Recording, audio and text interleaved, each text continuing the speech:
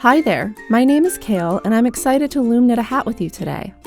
There are a lot of different types of knitting looms. Some popular shapes you might have seen before include round looms like the ones we're using in this video, rectangle looms which are often used for scarves, and even big S looms that can be used for crafting sweaters and blankets. Here's what you'll need to make your hat. Choose the circular loom that is the best size for your head. Loom sizes are determined by the number of pegs on the loom. My loom set has 4 sizes. The smallest loom has 24 pegs and is the right size for newborns and small infants. You can also make socks and leg warmers with this one. The next size up has 31 pegs and is good for toddlers around 1 to 3 years old. One more size up has 36 pegs and it's great for youth up to 8 to 10 years old. The largest loom has 41 pegs and it is the right size for tweens, teens, and adults. I have an adult size noggin, so I'll use the biggest loom. Your loom should have come with a loom hook and it's probably about the size of a pencil with an angled tip, like this one. If you're watching this video from a Mindful Fibers program, your kit includes a hook with a larger grip.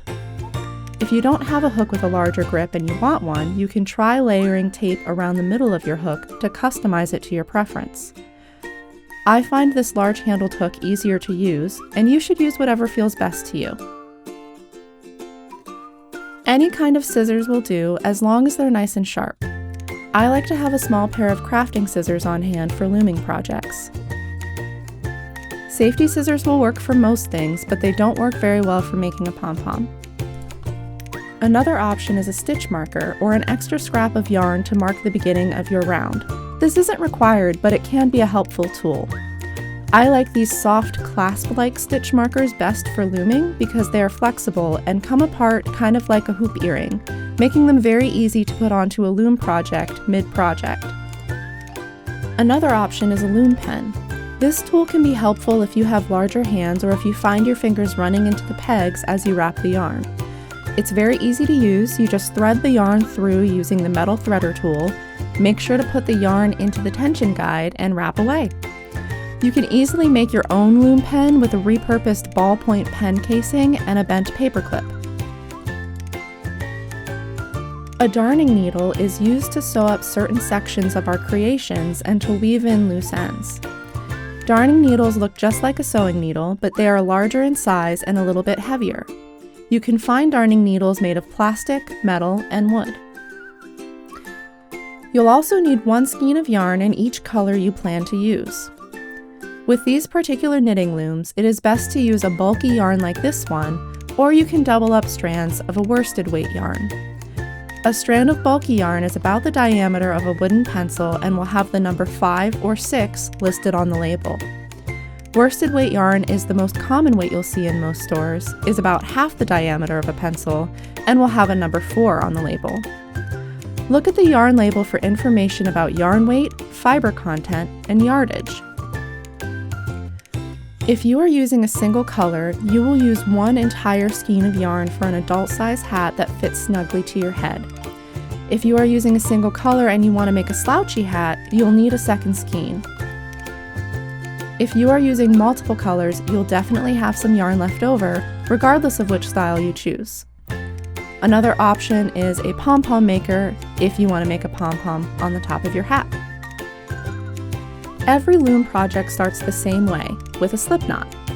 To make a slip knot, lay your yarn flat on the table so that it curves like a lowercase letter N or a shepherd's crook.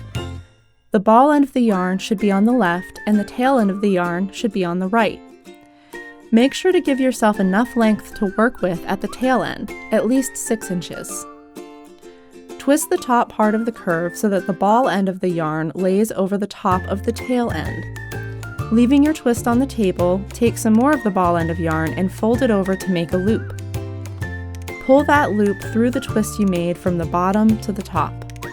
Hold the loop in your right hand and use your left hand to hold both the ball and tail ends of the yarn. Pull up on the loop until it tightens, and there you have your slip knot.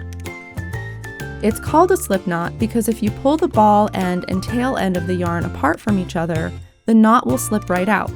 Here, I'll show you how to make a slip knot again.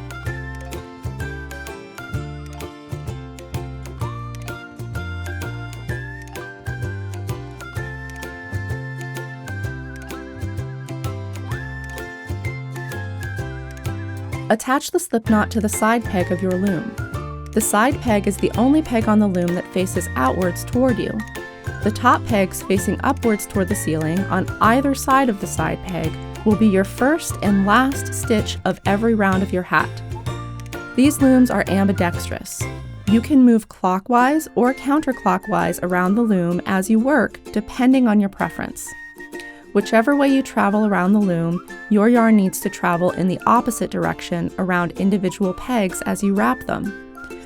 The most important thing to remember while you wrap stitches is that the crossed over part of your yarn needs to be at the back of the peg or facing the inside of the loom.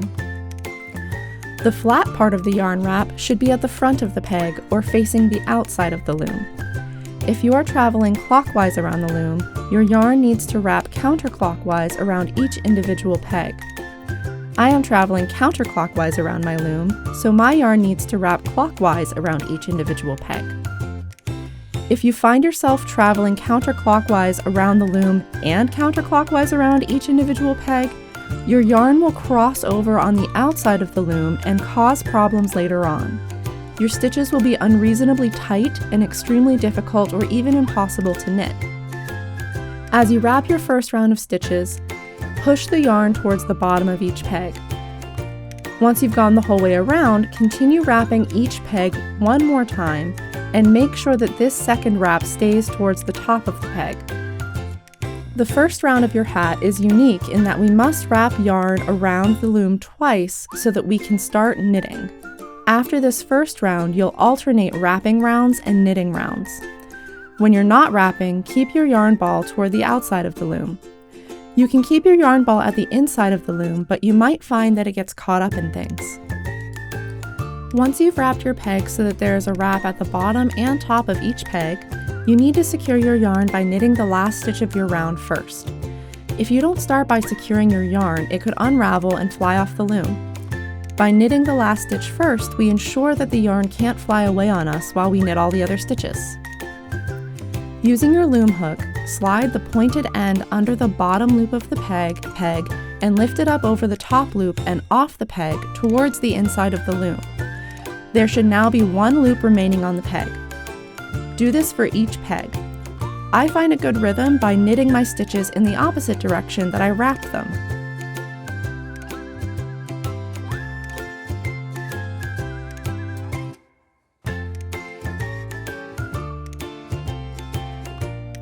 Congratulations! You've completed your first round!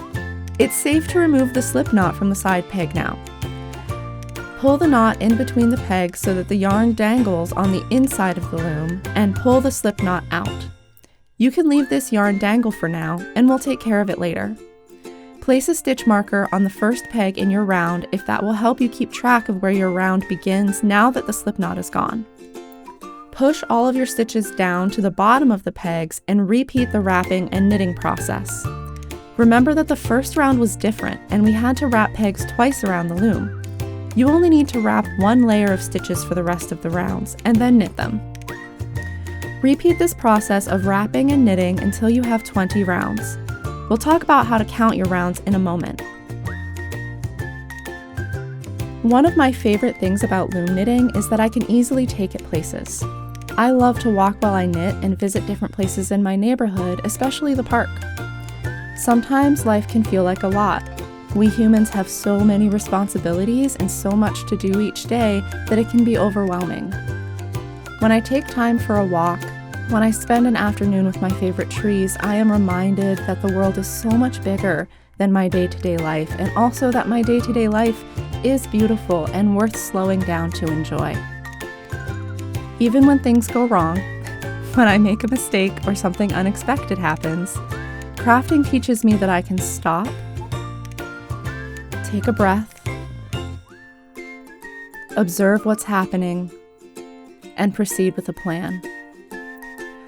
While I was filming, I dropped my yarn in the woods and didn't notice until I felt it tugging in the underbrush about 50 feet later. I was annoyed with myself at first and thought, I should have brought a bag to carry it like I usually do instead of shoving it in my pocket to save space. But I took the lesson patiently. I meticulously picked the forest floor out of my teal yarn and I kept on going. After some quality time with my favorite tree, I laid in the grass to finish my first 20 rounds and headed back home. Now that I have a bit of fabric, I'll show you how to count your rounds. Pull part of the beginning edge of your fabric, the edge that is furthest away from the loom pegs, towards the center of the loom so that it lays a little flatter in one section. Find your first round of stitches. The first round of stitches is the horizontal round that is furthest away from your loom pegs. Locate the vertical ladders of stitches in between the pegs. Pick a line of ladders to follow from the beginning edge up to the pegs, and count each horizontal rung in the ladder to determine how many rounds you have. There are two pretty simple ways to style the bottom edge of a hat, which is called the brim. You can choose a rolled brim, where the fabric rolls up naturally to create the brim. This is the easiest brim because you don't have to do anything extra to make it happen. Skip to the finishing section of the video to see more about a rolled brim. Now that our rounds are counted and we're sure we have enough, we are ready to fold the brim over if we want a folded brim. Locate the ladder that corresponds to the position of the side peg on the loom. It will be the ladder that is directly between your first and last stitches vertically. Follow that ladder to your first round of stitches at the beginning edge of your fabric. The stitches on either side of that ladder are your first and last stitches in your round. Pull this fabric back towards the outside of the loom and put the stitch or loop onto their corresponding pegs. Loop them onto their corresponding pegs, being careful to tuck the dangling tail of your yarn from the beginning in between that first and last stitch. Lay the tail end of your yarn away from you so that it will be tucked into the fold that you're making. Work your way around the loom one stitch at a time, looping each of the stitches from your very first round back onto its corresponding peg. The stitches should line up evenly when you're done. Next, knit around, lifting each of the bottom stitches on the pegs up and over the top. The top stitches from the beginning of your hat will be loose, so keep a hold on them to make sure they stay on the peg when you lift the lower stitch up. It's really common for the removable pegs on your loom to come popping out during this step, and if that happens, it's not a big deal. Pause and carefully replace the peg into its slot. Knit the whole way around. If you are making a single color hat, you can go ahead and wrap a new row and continue wrapping and knitting for another 20 to 30 rounds. If you like a hat that sits close to your head, do 20 rounds.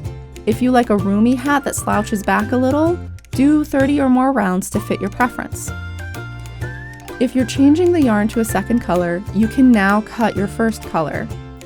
Leave about 4 to 6 inches of length when you cut the yarn, and we'll weave that in later. If you are making your hat in a single color, don't cut the yarn. If you're using a new color, make a slip knot in your new color and attach it to the side peg. Use the new color just as you would have the old color and wrap and knit.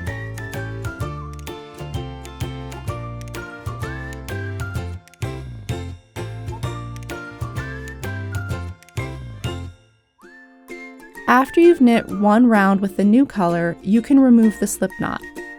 Drape the two tail ends of yarn, one in the old color, one in the new, on the inside of the loom, and continue wrapping and knitting.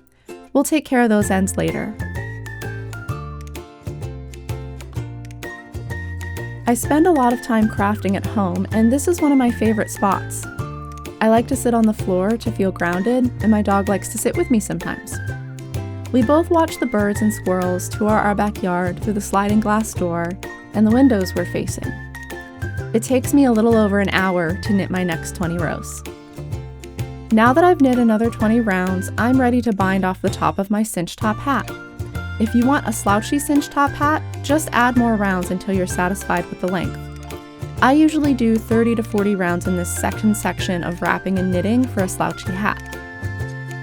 Start by cutting your working yarn, leaving a nice long tail about 3 feet in length. Thread the yarn through the eye of a darning needle. This is easiest if you fold the yarn over the end of the needle, use your fingertips to squeeze the yarn fold flat, and then smoosh the yarn fold through the needle's eye. One at a time, slide the darning needle in the groove in the peg from the bottom to the top, Thread each stitch off its peg, through the needle, and onto your length of yarn until every stitch is free from the loom. The outside of your hat looks and feels like rows of V shapes running vertically from top to bottom. The inside of your hat looks and feels like bumps or ripples that run horizontally. Turn your hat inside out so that the bumpy, ripply part is showing. Pull the long tail from the top of your hat tighter until the hole at the top is about the diameter of your finger. Use the darning needle to go back around the top circle of stitches once more and pull the hat completely closed. Make a knot at the top by making a chain of 3 or 4 slip knots and pull the tail end of the yarn the whole way through the last knot to secure it. This creates a self-tying knot. Trim the extra yarn, leaving a tail a few inches long for attaching the pom-pom. If you don't want a pom-pom, congratulations, your hat's finished.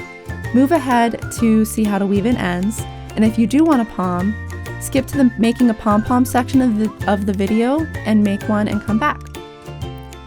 Our hat is inside out right now, so we want to make sure we attach the pom so that it will be on the outside of the hat when we're done. Make sure the pom is on the side of the hat with the vertical V rows during this step. Take one of the longer tails of your pom-pom and thread it into the darning needle. Push the needle through one side of the cinch point in the top of the hat. Take the yarn off the darning needle.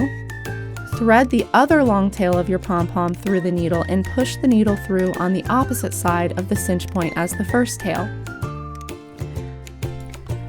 Turn back to the inside of your hat and tie the 2 pom-pom tails together securely. Then tie the 2 pom-pom tails with the hat yarn securely. Cut the yarn, leaving a little less than 1 inch in length. If you changed colors at the brim of your hat, tie those 2 pieces of yarn together now. It's important to wait until after the hat is off the loom to do this step, as the tension changes. Use the darning needle to thread both of the color change tails in between the folds of the hat brim. Turn your hat back right side out and enjoy your lovely creation. There are a lot of different choices you can make to customize your hat. I have a second hat here that has a rolled brim instead of a folded one. To make a rolled brim, just leave out the step where you fold the brim and keep on knitting for a total of 40 to 50 rows in your hat. Throw in a color change if you feel like it. You don't even need a darning needle to weave in the end of a rolled brim hat. Just stretch the fabric out and use your fingers to weave the tail end of yarn through 5 or 10 stitches from the first round of stitches. Trim the extra yarn and let the brim roll back into its relaxed state. Another modification you can make to your hat is a flat bind-off for the top. The flat top option gives a cat ear effect when worn, and it pairs quite nicely with the rolled brim. For this bind-off technique, we'll remove stitches from the loom by knitting them off instead of sliding them off onto a darning needle like the cinch top. Start your bind-off round by wrapping and knitting just the stitches on pegs 1 and 2. Push the stitches you just knit halfway down the pegs. Move the stitch on peg 2 over to share with the stitch on peg 1. Now we need to knit these 2 stitches together. Wrap the yarn around the top of the peg with the 2 stitches and lift both stitches together, up and over the wrap and off the peg. Move your new stitch from peg 1 to peg 2. Peg 1 is now empty. Repeat this process the whole way around. The first bind-off stitch was a little different from all the others because we needed to wrap and knit 2 stitches to get started. Now we only need to wrap and knit 1 stitch forward, then move that stitch backwards 1 peg to share with the stitch before it, then knit 2 together by wrapping the yarn and lifting both stitches up and over the wrap and off the peg, then move your new stitch forward 1 peg on the loom. Let me show you that one more time. Wrap and knit 1 stitch forward, move that stitch back, knit 2 together, move the new stitch forward. Repeat these 4 actions the whole way around your loom. When you get to your final stitch, pull the last loop off the loom and celebrate a little. Cut off a nice long tail, about 3 feet, and pull the end of the yarn through your last loop to secure it.